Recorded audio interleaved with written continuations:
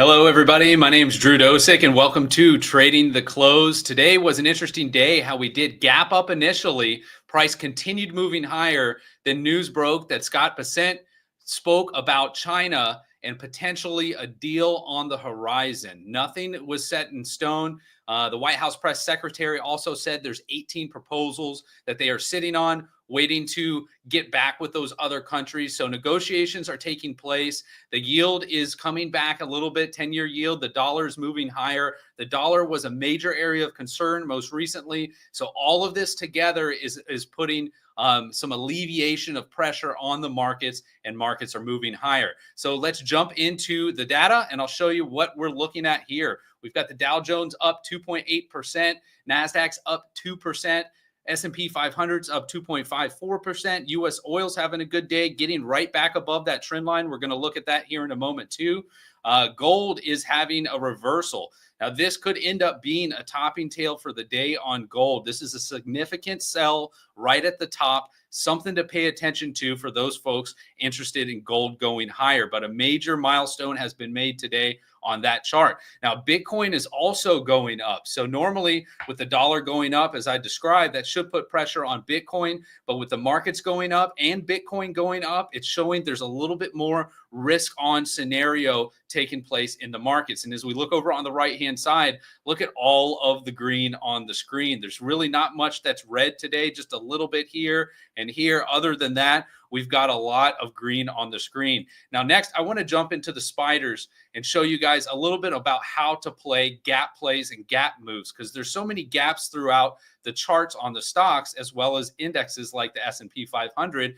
Like most of the time, investors don't know how to play those. But we see here, we did gap up. We closed here yesterday, gapped up and opened here, and then proceeded to move higher, looking like we're about to close right here in just a couple minutes, right around 527 and change. But if I go into the 10-minute chart, I can show you a little bit more detail as to what to expect when gaps occur. So here was yesterday's close, and then we gapped up here, opened, and then look at this diagonal push higher. Then whenever price action moves like that, it's going to exhaust itself sooner or later. And in this scenario, where did it exhaust itself?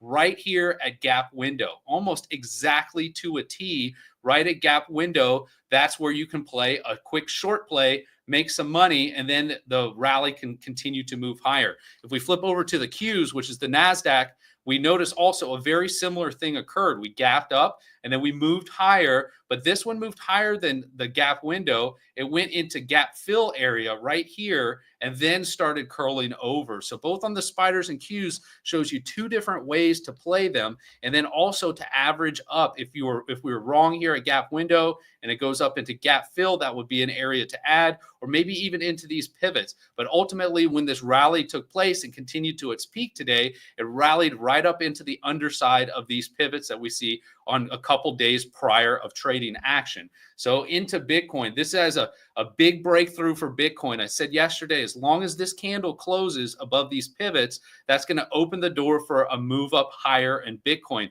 And that's exactly what's transpired today. The $90,000 area was just a little speed bump for it, as price did get up as high today as $91,781.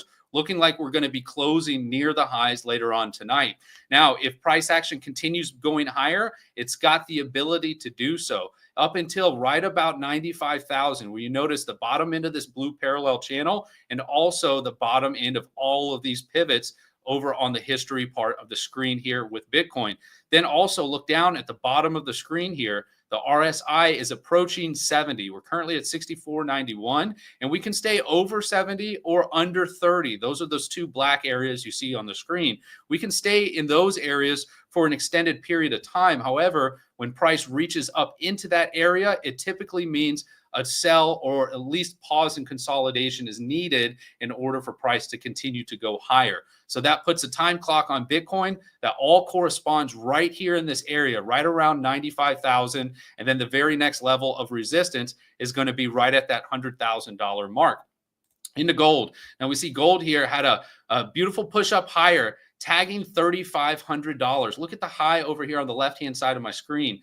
$3,500.12. And then after hitting that milestone, reversed in price action. Now, as you mentioned, or as I have mentioned before in previous discussions here on Trading the Close, these whole round numbers are very psychological. A lot of people either have buy or sell orders at these whole round numbers. In this situation, a lot of people had sell orders at that $3,500 level. So now with the chart now coming back down, this makes sense with the RSI and everything we've been discussing, that this price on gold has gone a little bit too high, too fast. It needs to come back in and likely is going to retrace right here to this trend line, roughly around $3,100. We'll see by the time it gets there, maybe this might be a little bit further over and also coinciding with this pivot that you see right here.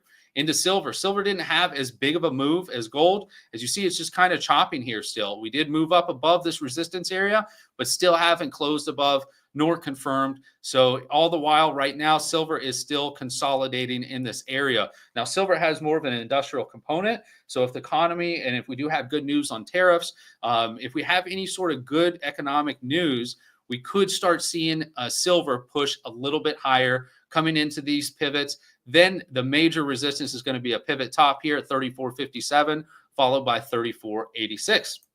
U.S. oil is now playing a little bit of back and forth across this trend line. Still haven't confirmed as we closed beneath yesterday, but now today it looks like we're going to have another chance to close above this trend line. That means we need a price on U.S. oil to close above today's highs at $64.32, and then that will make this trend line major support. Now, any of these supports and resistance can be broken. However, that does signify that this move up is almost validated, and then we'll have an opportunity and the probabilities for oil to move higher after that point.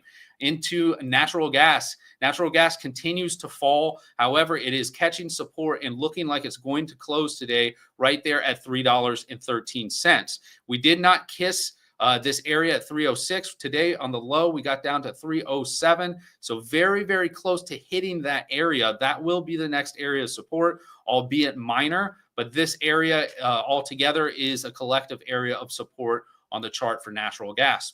Into the dollar. Now, the dollar, as I mentioned before, dollar was going up, which was alleviating concerns on investors for the dollar completely tanking out. There's even been discussions about the U.S. dollar potentially not being used for the major currency for trade. And with its collapse like this, there was just a lot of questions going on regarding stocks, the dollar, the yield, etc. So with the dollar going up, that's alleviating concerns, but that should put pressure on Bitcoin, but it's not. Bitcoin's still going up, but the markets are going up. So again, it's kind of a give and take. It's a little bit of a dance. You know, there's so many elements that are involved in our stock markets and our exchanges that influence each other. And so one doesn't necessarily always correlate to mean if gold goes up, dollar goes down, no matter what. As we see here, there's a little bit of divergence going on with Bitcoin and the dollar. So that tells me Bitcoin's more taking right now. This move up is more a risk on move. Compared to gold, which is falling when the dollar is going up, and gold is now showing me it's more of a risk off or less risk, so risk off, risk off for gold, risk on for the stock markets, which then is pulling price down in gold. So it is a little bit of a dance, but from these correlated movements, we can then depict what is really transpiring and what's going on. But right now, it looks like risk is on in the stock market and risk is back on in cryptocurrency, but not 100% yet. We just have any glimmer of good news and these stocks and charts will rip. And so we're waiting for that. All right, into the 10-year yield. As I mentioned, this did take a pause. It did pull back just slightly, but more or less, this is a pause day on the 10-year yield. We had a nice few days of moving up, and now are pausing out right here at 4.4%.